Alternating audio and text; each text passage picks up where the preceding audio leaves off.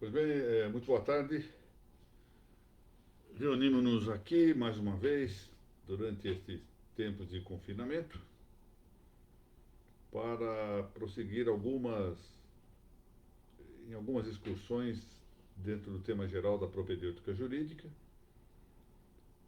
e nestas últimas exposições tratando do vigoroso pensamento de José Pedro Galvão de Souza, grande professor de teoria do Estado e de história política aqui em São Paulo e nosso maior teórico do direito natural clássico.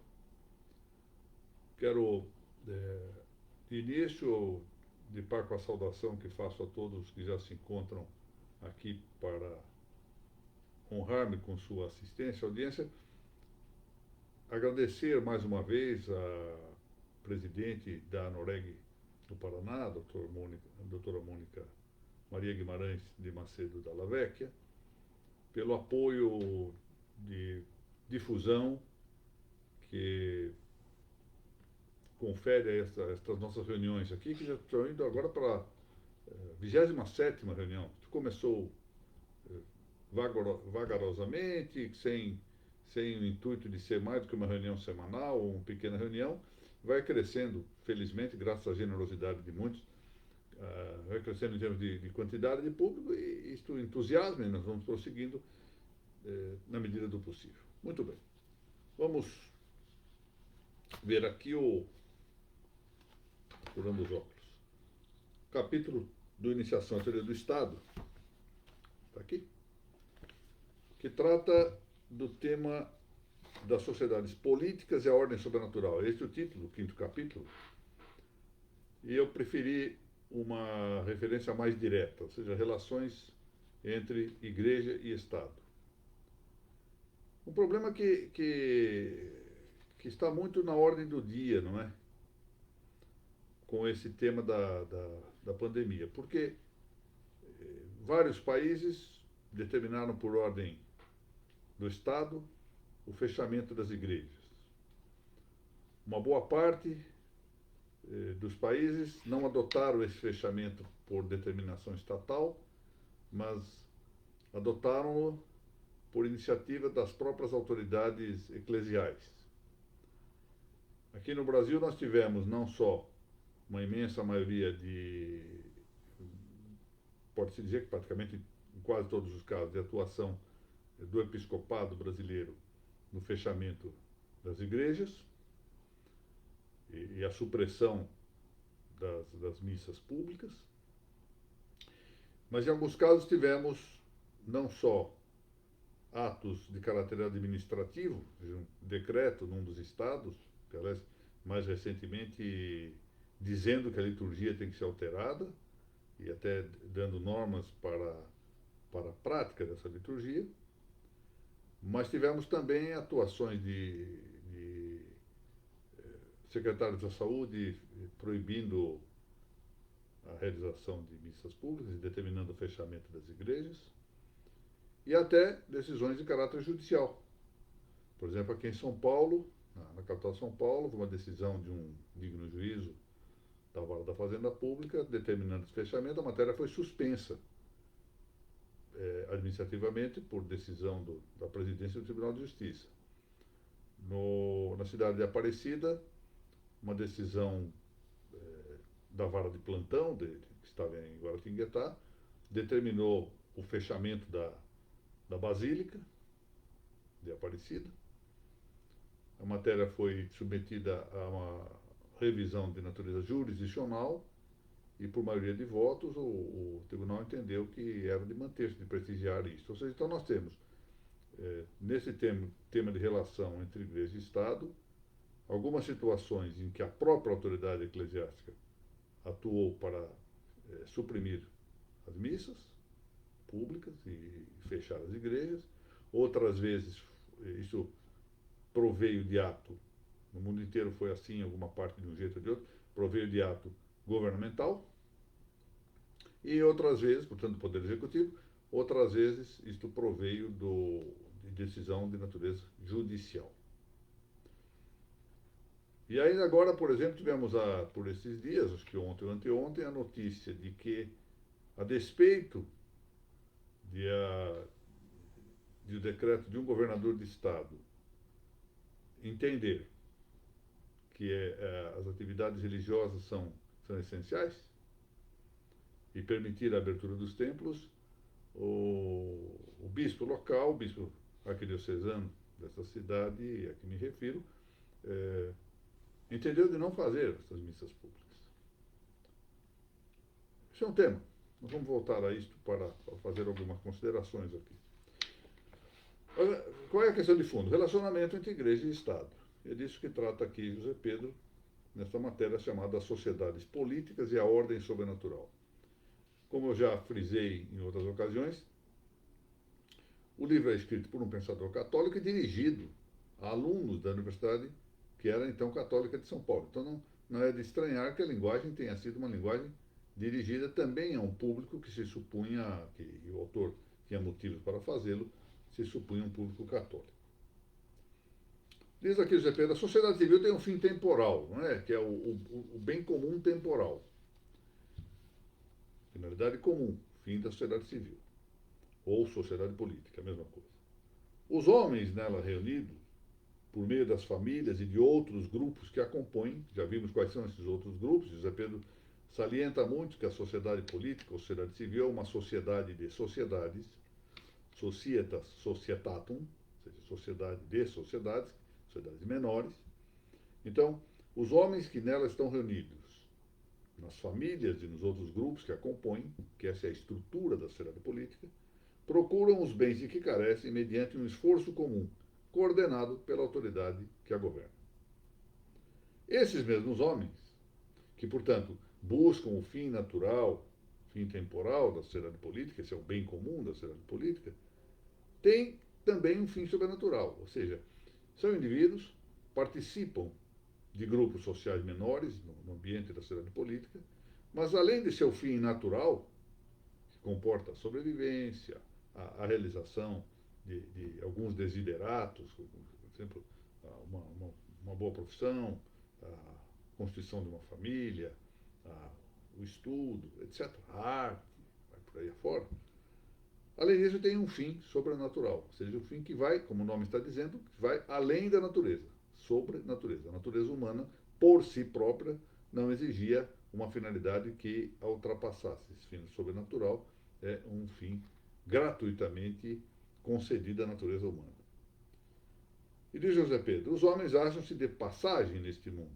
Peregrinos em demanda da eternidade, conforme seu viver terreno, receberão a eterna recompensa ou castigo eterno. O céu ou o inferno. Então aqui, portanto, dois dos novíssimos, como se classificam estas realidades, céu e inferno. E aqui temos, pois, essa ideia do fim sobrenatural, chamado a felicidade sobrenatural.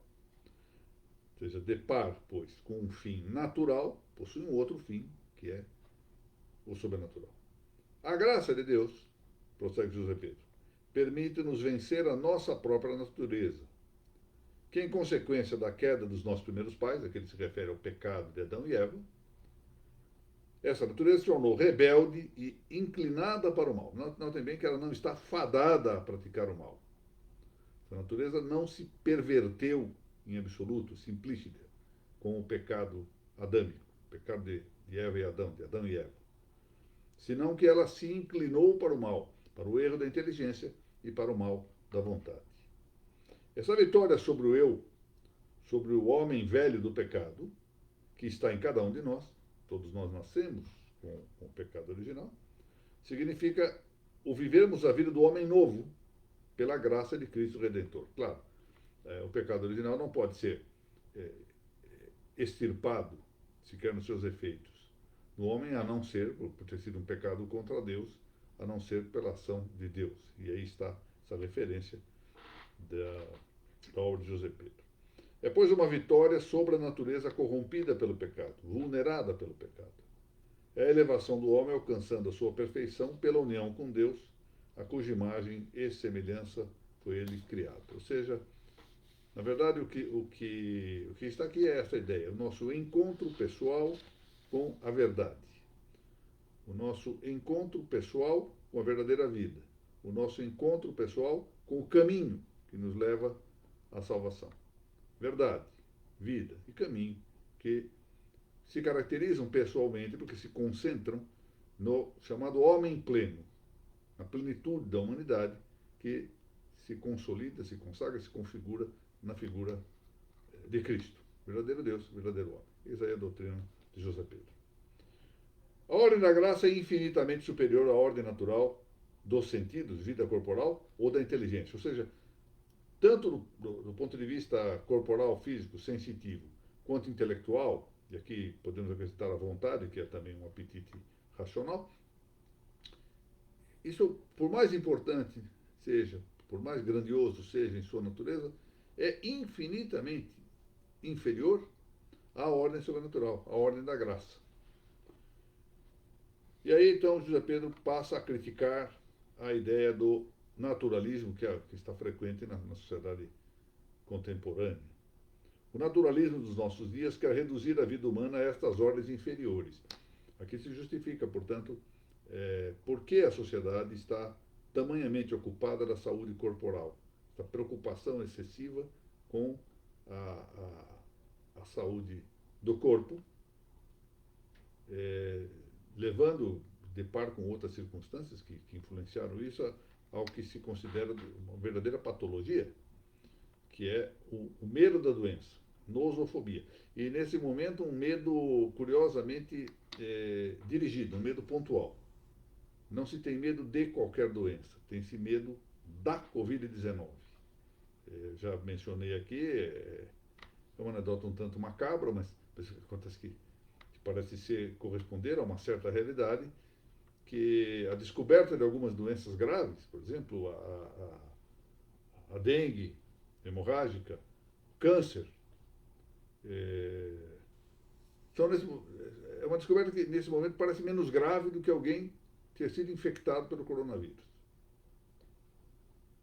Como dizia há pouco tempo uma das minhas filhas, disse que parecia que umas tantas pessoas estavam, de algum modo, aliviadas pelo fato de que um parente havia morrido não de coronavírus, não de Covid-19, mas de câncer.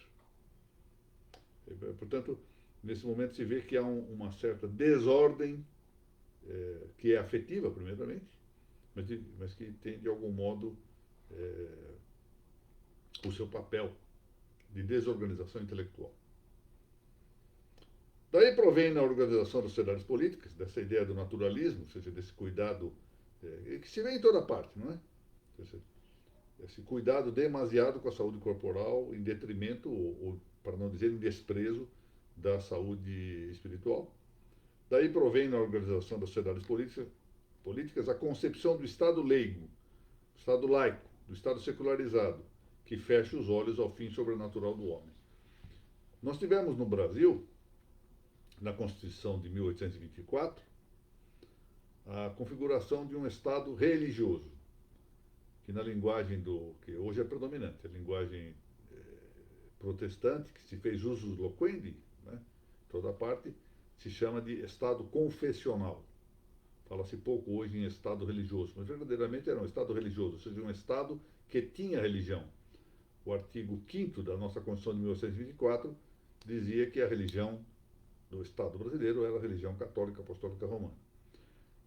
É interessante observar que há muitos estados no mundo que têm religião. Ou seja, essa ideia do Estado confessional, verdadeiramente, volto a dizer, um Estado religioso, não é para nada desconsiderada, pelo menos formalmente, nos tempos atuais.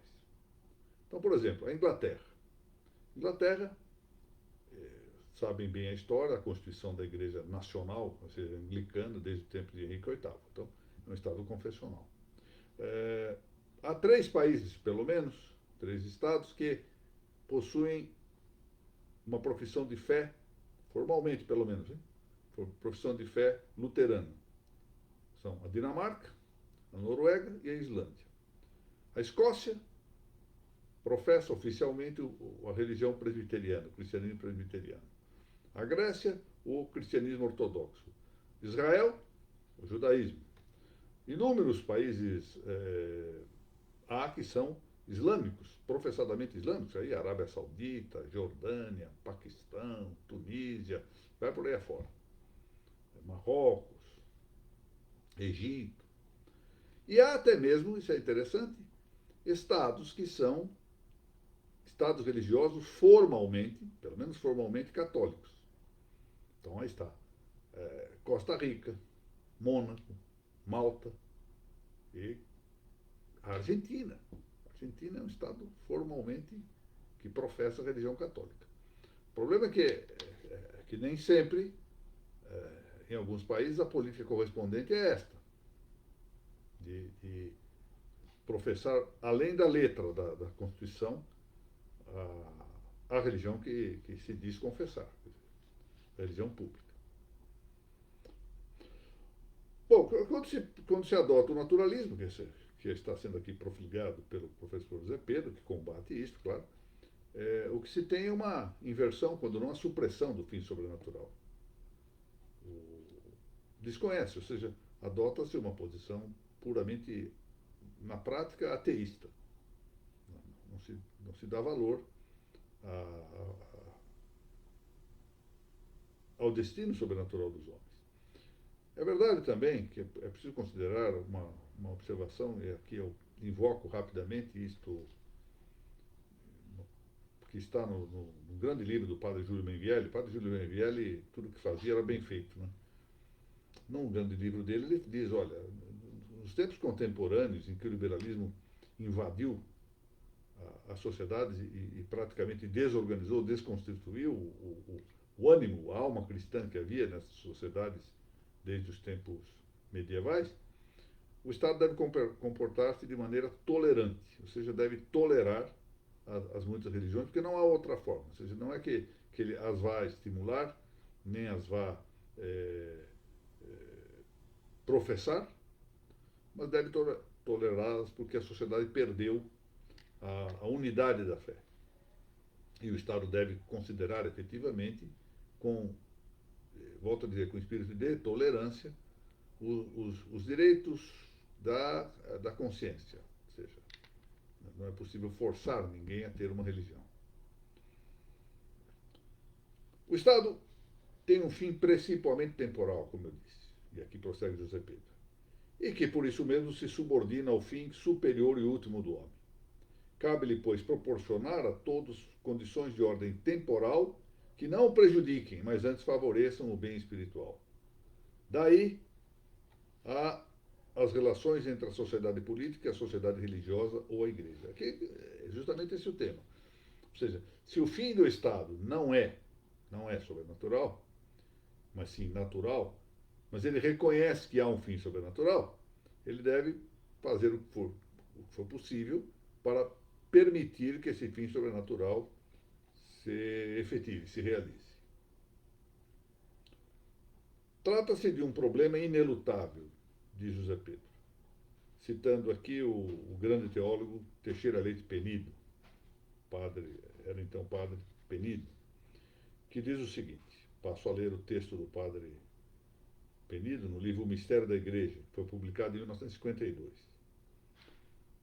Diz o padre Penido, Igreja e Estado são duas sociedades que têm os mesmos homens por súditos. De fato, veja, essa é uma observação muito prudente. O mesmo homem que participa da sociedade civil é ele membro da Igreja. E súdito de uma e de outra. Coexistem, pois, no tempo e no espaço. Quais são as suas relações? Muitos dentre os modernos pretendem que o ideal seria a recíproca ignorância. Pensam estes erradamente da seguinte maneira. Domínio da Igreja são os fenômenos religiosos, escondidos no recesso da consciência. Notem, em 1952, o padre Penido já indicava esta ideia, que era a ideia tipicamente dos modernistas, de reduzir-se a religião a uma prática privada. Eu vou voltar a este assunto em breve. O Estado, pelo contrário, rege a vida pública da nação nos seus aspectos político, jurídico, econômico, cultural, não cogita nem pode cogitar do que os cidadãos opinem sobre a trindade ou a vida futura. Coisas de Deus e coisas de César não se tocam, nem se podem tocar. Só surgiriam problemas se exorbitassem das próprias funções, soberanias tão heterogêneas, fiéis às próprias finalidades, jamais se encontrarão. Aqui esta passagem, coisas de Deus e coisas de César, lembra-nos bem esta célebre trecho do Evangelho em que se diz dar a César o que é de César, a Deus o que é de Deus. Mas que esconde algo que precisa ser aí pensado. O que César deve dar a Deus. Dar a César o que é de César. Dar a Deus o que é de Deus. Mas nós não estamos cogitando aqui daquilo que César deve dar a Deus. Desposada com fervor pelos liberais e modernistas, que foram condenados por Pio IX nos seus célebres sílabos, e por São Pio X na encíclica Pascendi, essa teoria parece confundir igreja, sociedade religiosa, com igreja, casa de oração. Olha que coisa interessante. Ou, por melhor dizer, confunde a igreja de Cristo com o oratório doméstico. Agora vou parar a citação aqui do padre Penido para insistir nesta interpelante referência que ele faz, desta confusão da igreja de Cristo com o oratório doméstico. Eu digo isso porque acabo de ler que um importante bispo brasileiro, na linha do que já outros vinham dizendo, exalta a circunstância de que esta pandemia nos tem permitido reavivar a chamada igreja familiar, a igreja família. Aqui se perde de vista uma série de coisas, né? Com todo respeito. Compreendo que nesse momento, ao menos, por assim dizer, se salvem os dedos. Vamos pelo menos rezar em casa. Mas o risco de se louvar isso em demasia, de exaltar essa circunstância, é de que não se está vendo. Primeiro que a igreja não foi criada para ser algo doméstico, mas sim para ser congregacional, ou seja, para ser reunião, comunidade ampla. Segundo que despreza-se aqui o conjunto dos sacramentos que exigem esta vida comunitária. Como é que se vai fazer, por exemplo, com a Eucaristia? Essa ideia de louvar em demasia a Igreja Família, por mais que, volto a dizer, devamos ter aqui em consideração momentos emergenciais, transitórios. O problema começa a se pôr quando, de fato, diz aqui muito bem o padre Penido, a ideia da Igreja de Cristo, como corpo místico de Nosso Senhor Jesus Cristo, que é uma assembleia que se reúne de maneira congregacional, passa a confundir-se com o oratório doméstico, dispensando-se a presença dos sacramentos. E aí ele prossegue. Se a igreja é o perpetuar da obra salvífica de Cristo, claro está que não se reduzirá a um sistema de opiniões e sentimentos, afagados dos refolhos da alma e sem qualquer repercussão social. E conclui: a influência da igreja tenderá a cristianizar o próprio temporal na medida do possível. Negativamente, visará a impedir as atividades profanas de sucumbirem ao mal e certas vezes ao erro. Positivamente, procurará iluminar as que de mais perto tocam a vida espiritual do homem. Muito interessante esta passagem do padre Penido. Mas então José Pedro retoma a matéria e vai levar-nos à consideração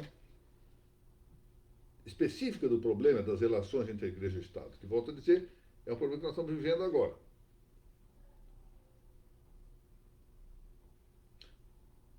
Diz ele o seguinte: entre outros motivos, o problema das relações é inelutável, não pode afastar-se, primeiro pelo influxo que a Igreja exerce sobre o fundamento, a estrutura e a atividade da sociedade humana.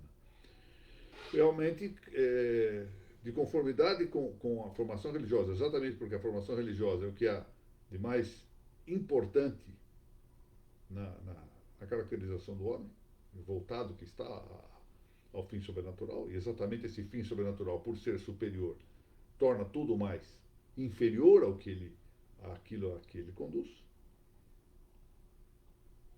não pode deixar de exercer um papel de grande relevo na estrutura, na atividade, no fundamento da sociedade humana. Me lembra aqui uma famosa passagem deste grande pensador que foi Juan Donoso Cortés, eu não sei se eu não sei se foi num ensaio sobre o catolicismo ou se numa outra coisa maravilhosa chamada Carta ao Cardeal Fornari. Tenho a impressão que é nesta última. Ele diz isso, que Proudhon se surpreendera, certa vez afirmou isso, de que em cada passo que dava em matéria política, tropeçava com uma questão religiosa. E Donoso diz assim, olha, o que me surpreende é a surpresa de Proudhon. Porque realmente é isso. Os erros políticos, ao fundo, são, de algum modo, tributários de erros religiosos. Porque, e aqui, vendo do lado positivo, a igreja exerce um papel importantíssimo para o fundamento, a estrutura e a atividade da sociedade humana. E aqui se diz para bem ou para mal. Nos períodos de crise da igreja, e ela houve, esses períodos de crise não são tão poucos ao longo da história, por mais que estes pareçam tempos muito piores em relação a períodos anteriores, também é um influxo negativo. A igreja deixa de exercer o papel de norte para a sociedade. Segundo, diz José Pedro, porque há matérias mistas ou comuns, das quais devem conhecer, embora a título diferente, a igreja e o Estado. Por exemplo, matrimônio, educação da juventude, etc.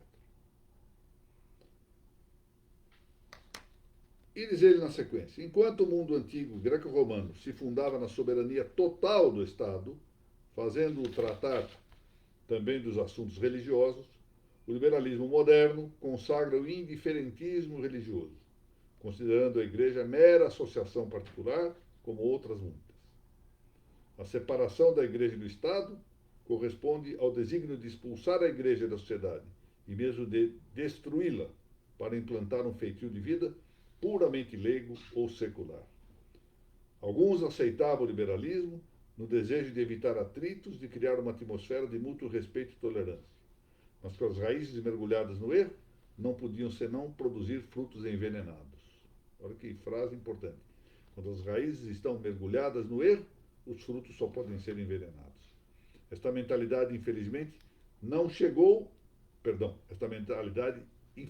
chegou a penetrar entre os próprios católicos, gerando a monstruosa posição do chamado catolicismo liberal, sempre condenado pelos papas. Esta última frase de José Pedro, sempre condenado pelos papas, ao tempo em que ele escreveu este livro, tempo ainda do Papa Pio XII. Queria observar aqui que a ideia da primazia, ou primado do espiritual, prevaleceu durante muito tempo.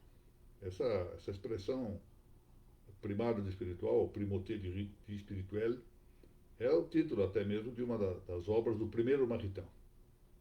O primeiro Maritain, que escreveu o Magnífico Antimoderno e este livro, Primauté du Spirituel, afirmou coisas absolutamente corretas sobre esse relacionamento entre igreja e Estado. Ele posteriormente, entretanto, a partir de um determinado período, que corresponde historicamente a seu afastamento da Action Française, ele produzirá obras no sentido da liberalização, adotando, portanto, o catolicismo liberal e atingindo até os limites da chamada cidade fraternal iluminista, como diz o padre Júlio Benvielle. Isso nos leva a algumas questões aqui que vamos voltar a referir e que eu já antecipo. Por exemplo, agora como vamos fazer para propiciar a abertura das igrejas e as práticas litúrgicas? Quem vai determinar o quê no ambiente de regime de concorrência de interesses, ou seja, do Estado em cuidar licitamente, legitimamente da saúde física dos seus associados, e a igreja, ao mesmo tempo, dedicada a cuidar da saúde espiritual desses mesmos associados. Bom, José Pedro, então, dedica uma terceira parte desse seu capítulo 5º, que trata dos princípios católicos desse relacionamento. E menciona aqui, como guia principal das suas observações a encíclica Immortale Dei do Papa Leão XIII. Começa ele por dizer que devem distinguir-se a Igreja e o Estado. A Igreja, quer pelo fim, quer pelos meios que lhe servem para atingi-lo, é sobrenatural e espiritual. Seu reino não é deste mundo. Quanto à origem, há também uma diferença. Embora todo o poder venha de Deus, omnipotestas ad Deo, isso não exclui quanto ao Estado os fatos humanos que dão origem à autoridade civil, causas segundas. Esse é um erro que vem sendo frequentemente cometido por alguns intelectuais católicos, de não distinguir na frase todo o poder vem de Deus aquilo que é da essência, de um lado, daquilo de outro lado, que é o tema da origem histórica, ou seja, dos fatos humanos que dão origem à autoridade civil, ou seja, das causas segundas, como diz José Pedro. Mas a Igreja, diversamente dos Estados, foi ela própria instituída direta e positivamente pelo próprio Deus. De maneira que após uma dualidade de poderes, e vamos encontrar esse texto de Leão XIII, Deus dividiu o governo do mundo, o governo do gênero humano, entre dois poderes, o poder eclesiástico e o poder civil. Aquele, poder eclesiástico, preposto às coisas divinas. Este, o poder civil, às coisas humanas. Bom, então, primeiro ponto, distinção entre igreja e Estado, não são a mesma coisa. Ainda que o Estado, ainda naqueles casos em que haja um Estado religioso, que professe uma religião, ele se distingue, evidentemente, da igreja. Segundo, autonomia. Exercem-se esses dois poderes como soberanos dentro de sua esfera de ação. A Igreja constitui uma sociedade juridicamente perfeita. Já vimos o que é uma sociedade juridicamente perfeita, é aquela que possui todos os meios para realizar os seus fins, possuindo em si e de per si todos os recursos necessários à sua existência e ação. Jesus Cristo lhe assinalou um fim próprio, conduzir os homens à felicidade eterna, à felicidade sobrenatural, não à felicidade natural. Não a felicidade natural. Deu-lhe também os meios adequados, isto é, os poderes de ordem e de jurisdição. Fim e poderes, diz aqui o padre Penido, inteiramente diversos e muito superiores por sua índole sobrenatural aos da sociedade civil, necessariamente confinados dentro das fronteiras do terrestre e do temporal. Impossível, em consequência, a sujeição da Igreja à autoridade civil. Ela é perfeitamente autônoma. Notem que coisa interessante, porque eu comentei, atos editados por governos, muitas vezes por secretários da saúde, resoluções de secretarias da saúde, determinando mudanças até mesmo na liturgia. Um desses atos, por exemplo, diz como deve ser ministrada a Sagrada Forma, ministrada a comunhão. É claro que nós temos que salvar aqui a intenção de autoridades estatais quando pensam que sugerir fazer de um jeito ou de outro seja adequado. O problema é competencial.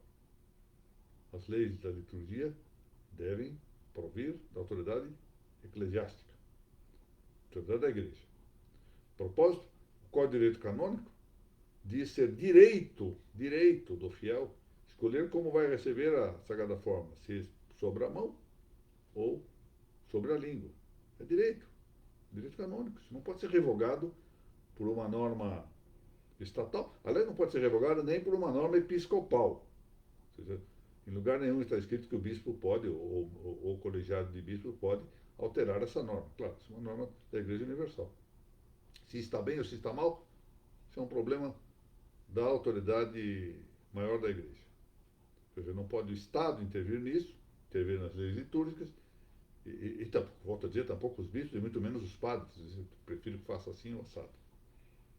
Há na internet agora umas fotos interessantes de gente dando a comunhão com pinça, atrás de biombos, né? Situações, eu não diria só peculiares, folclóricas. Mas talvez a palavra folclórica aqui não seja propícia por um fato, esconde a tragédia que há nisto, não é?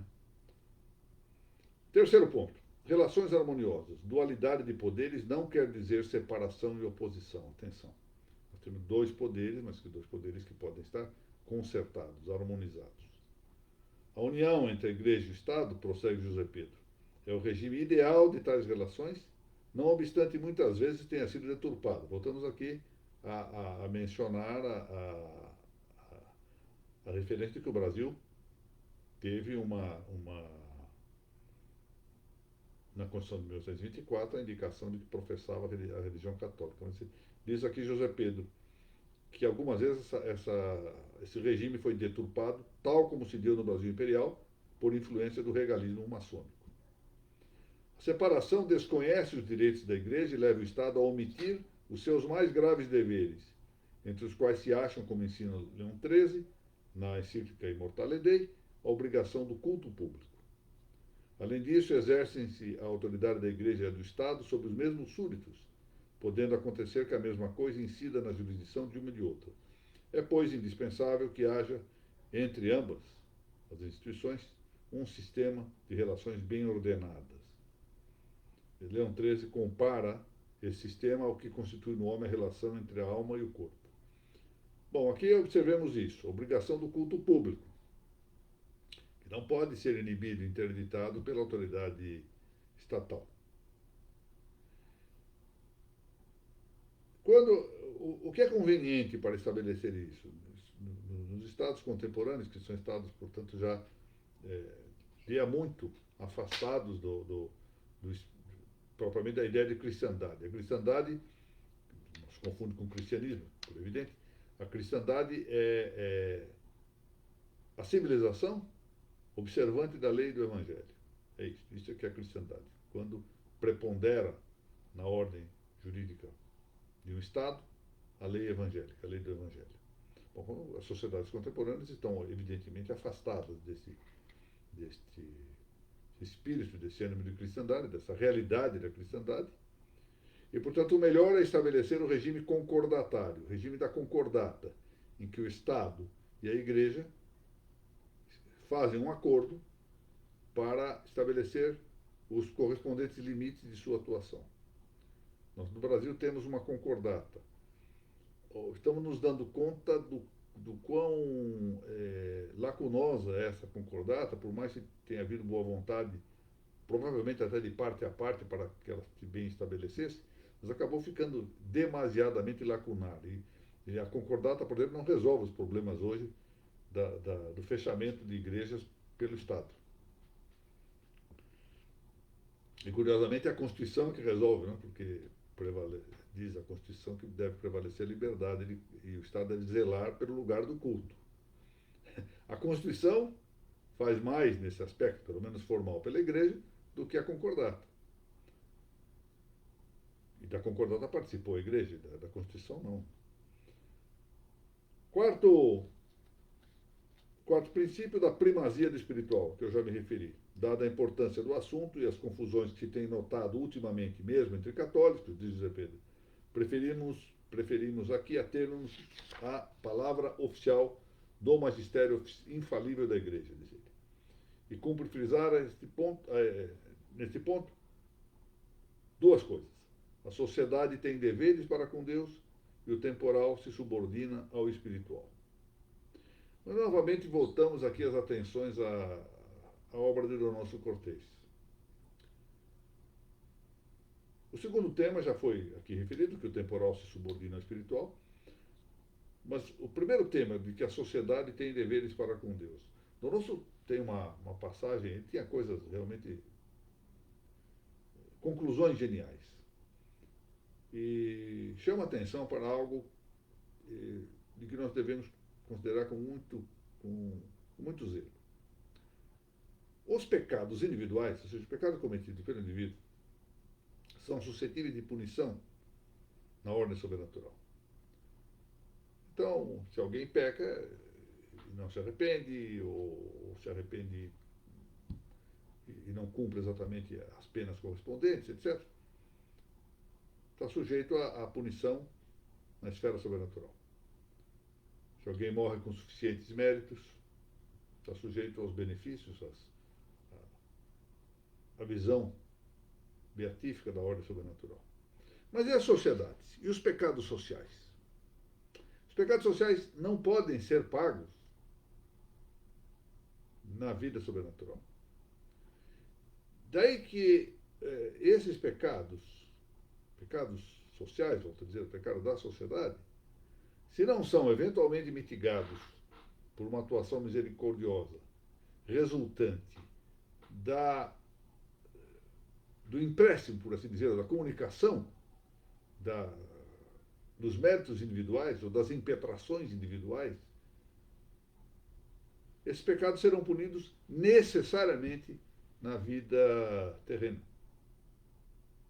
Por isso as sociedades padecem muitas vezes. A sociedade como um todo sofre as penas para que a justiça divina se realize adequadamente. Porque esses pecados não poderão ser satisfeitos na vida sobrenatural. Portanto, guardemos muito isso. A sociedade também tem seus deveres para com Deus. E vem então a observação aqui de Leão XIII, uma larga observação sobre o comportamento que a sociedade deve ter em relação a Deus. E eu vou ler apenas o final, esse é um texto muito longo, em que Leão XIII, na Immortale Dei, diz: honrando a divindade, honrando a Deus, devem os homens seguir estritamente as regras e o modo segundo os quais o próprio Deus declarou ser honrado. Atenção para isso.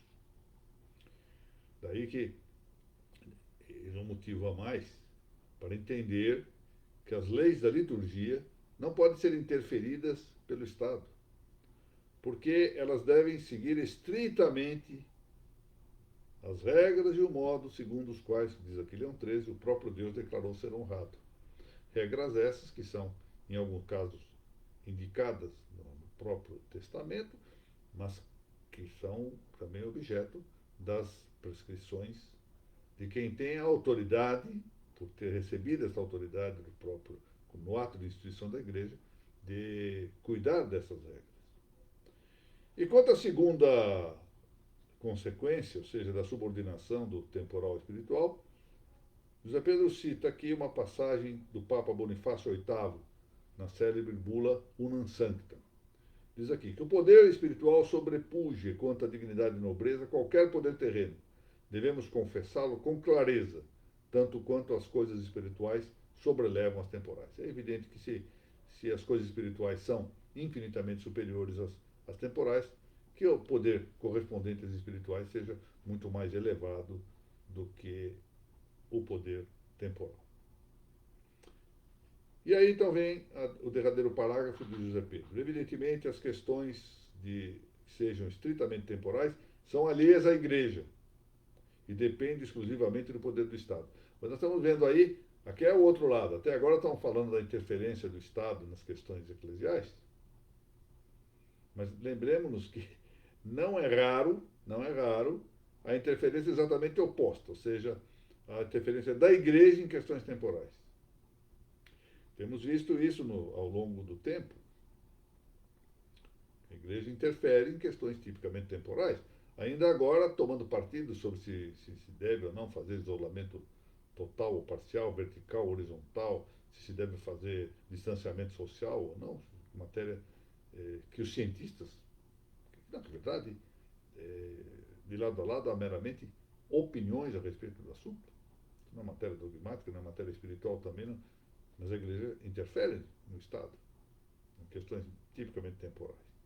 Portanto, não é só que essas relações harmoniosas passam a sofrer detrimento por força do Estado, no mundo inteiro, interferir em questões da Igreja, mas também porque a Igreja interfere em questões do Estado. Deve, entretanto, este último Estado observar os princípios superiores de ordem moral, que se refletem nessas questões, não há dúvida. E de que a Igreja é intérprete autorizada. Realmente a Igreja é intérprete autorizada das questões morais, tanto por sua doutrina, quanto principalmente por suas declarações com caráter dogmático em questões de moral. Muito bem, e aí José Pedro menciona como exemplo as exigências da justiça social nas relações econômicas. E com isso terminamos esse capítulo, que apesar de não ocupar muitas páginas do livro do Dr. Zé Pedro, é um capítulo muito denso. Eu procurei aqui aportar alguns pequenos exemplos, alguns pequenos esclarecimentos, mas é um capítulo que exigiria maior fôlego de análise, maior expansão, que não é aqui a nossa finalidade. Na próxima terça-feira, vamos tratar da legitimidade do poder político. Ou seja, vamos tratar de como o poder político pode estabelecer-se na sociedade. Por que alguém pode mandar na vida social? Como é que legitimamente pode chegar a isso? Isso tem, claro, uma realização histórica, mas tem os seus requisitos de natureza moral. Muito bem. Agradecendo aqui, mais uma vez, a doutora Mônica Della Vecchia, presidente da ANOREG, seção do Paraná, pelo apoio que ela pessoalmente, conduzindo a ANOREG, dá para a publicidade destas nossas aulas, incluindo aqui a elaboração muito generosa do folder correspondente a cada aula, que é a obra liderada pela Mariana Herrera, a quem também agradeço e cumprimento. Meus cumprimentos à doutora Amanda Gil e ao conde Júlio Chagas, da editorial Lepanto, ao doutor Gustavo Baretieri, que me honrou muitíssimo, mandando um trabalho, não tive tempo ainda de lê-lo, em virtude das muitas atividades, tendo que me desembaraçar, mas ainda lerei, doutor Gustavo, em todo caso, muito grato pela remessa. A estimadíssima Margarete Maia, querida amiga, Laura Porto, minha estimada amiga, doutor José Roberto Leme Alves de Oliveira, sempre, eu queria dizer assim, é sempre um constrangimento honroso, de júbilo para mim, a presença do José Roberto, que é um grande amigo, mas sempre um constrangimento dar alguma aula, alguma exposição à frente de uma autoridade intelectual do porte do José Roberto, sobretudo nessa matéria que envolve questões de religião. Ele é, sabidamente, uma pessoa autorizada. Professora Isabela Bicalho, lá de Miguelópolis, estimada amiga. Dr. Ricardo Felício Scaff, querido amigo e juiz competentíssimo da comarca de Guarulhos. Meu amigo Fábio Reich Della Vecchia, grande desembargador do estado do Paraná. O Paraná tem no desembargador Fábio, seguramente, um motivo de grande orgulho. Grande orgulho. E como jurista, um homem experimentado na carreira da magistratura, mas como vaso de eleição também, com a sua competência intelectual e moral. É outra presença que me alegra muito aqui, mas também me constrange, claro. Doutor João Paulo Silveira dos Santos, doutor Maximino Lisboa, minha saudação. Querida amiga Viviane Berton Chaves, grande juíza lá de Indaiatuba, nada, Campinas. Ela mora em Indaiatuba, né? Em Indaiatuba não se mora, vive-se bem, essa é a verdade. Uma bela cidade lá, Indaiatuba, onde está também o meu querido amigo desembargador Francisco Rossi. Viviane, muito obrigado por sua presença aqui. Essa moça tem muito valor, bastante valiosa, efetivamente. Dr. Tiago Bana Franco, muito obrigado. Dr. Jefferson Canachiro, doutora Danira Ful Menezes, meus cumprimentos. Dr. Gustavo Borges de Oliveira, Dr. Rafael Boro. Olha aqui, a família Della Vecchia hoje resolveu despender seu tempo aqui ouvindo essas minhas aulinhas. A Maria Eduarda, a Duda, aqui também, filha do casal Fábio e Mônica. Muito obrigado, Maria Eduarda.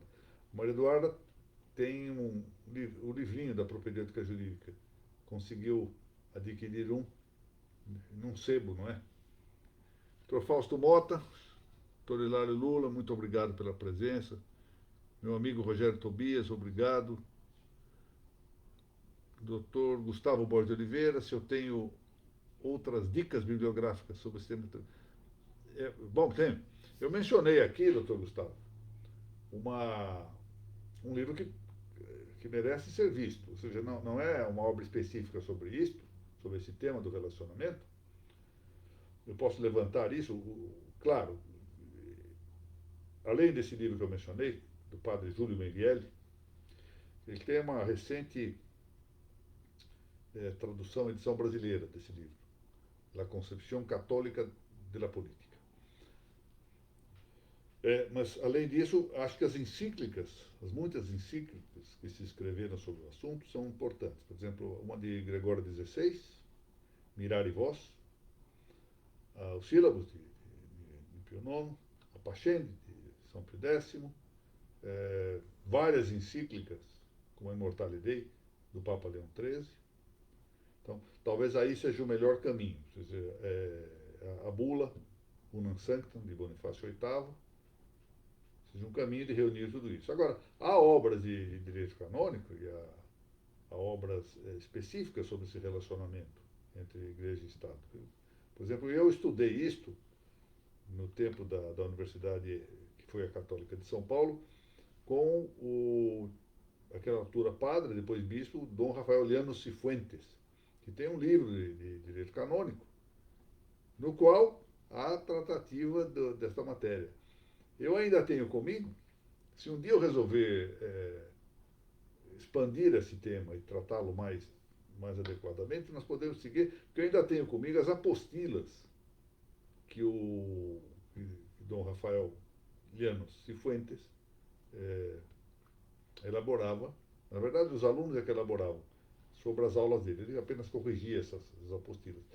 E parece que o livro dele, eu não tenho o livro dele, acabei não comprando, parece que o livro dele é frequentemente baseado nessas apostilas.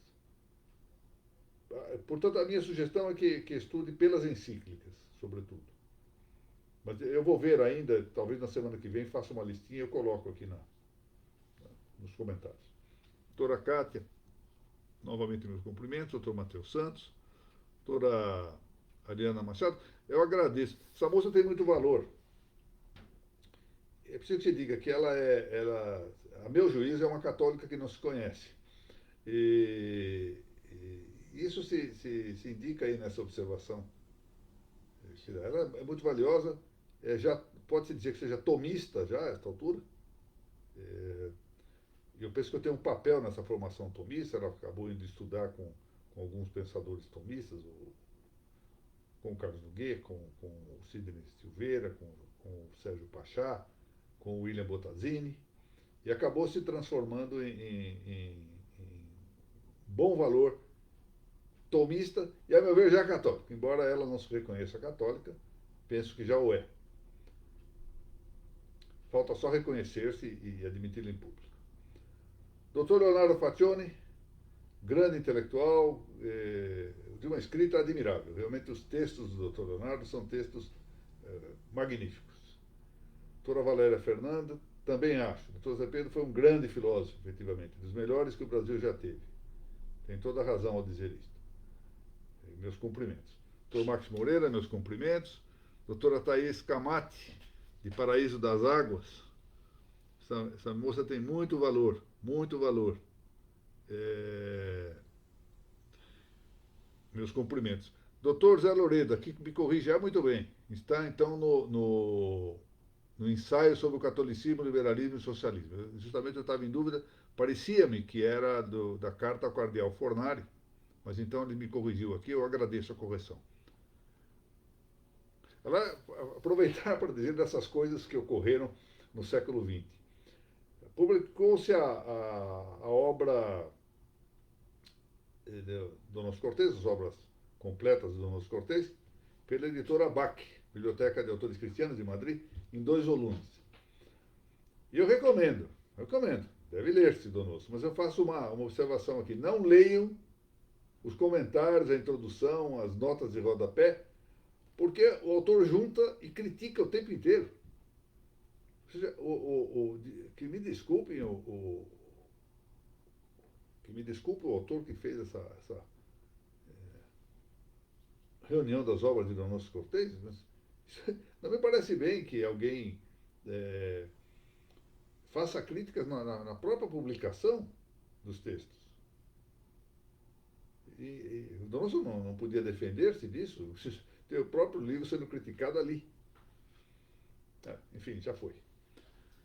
Tordel Ferraz, também meus cumprimentos. Isto mesmo, toda instituição temporal deve contribuir para a salvação das almas. Tudo no mundo deve concorrer para isso. Essa é a realidade. Tudo, tudo, tudo. Nesse momento, sobretudo, em que nós vivemos assaltados por um medo difuso que parece, de algum modo, ele parece pontualizar-se com o coronavírus, com a Covid-19, mas há, ao fundo, um medo disperso, um medo difuso do futuro. O que vai ocorrer com o mundo? O que ocorrerá com esta quarta revolução industrial? Aí se fala em 5G, inteligência artificial, etc. Lembremos-nos aqui, aproveitando a presença de tanta gente ligada a atividades cartorárias, o que ocorrerá com essa tecnologia que vai substituindo registradores e notários? Todos nós estamos tomados de um medo difuso do futuro.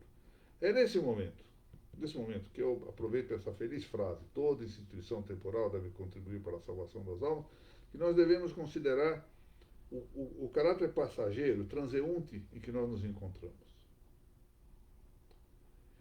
E receber estes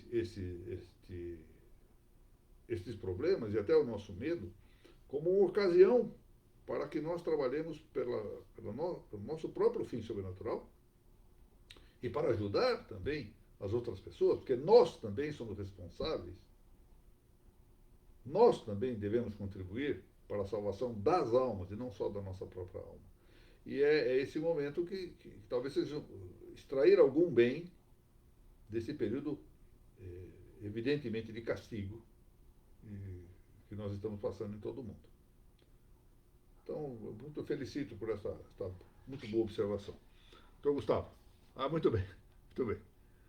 Senhores, muito obrigado. Peço desculpas aqui pelo final muito extenso, aí quase 12 minutos aqui falando de algo que não estava no tema de que eu cuidava hoje.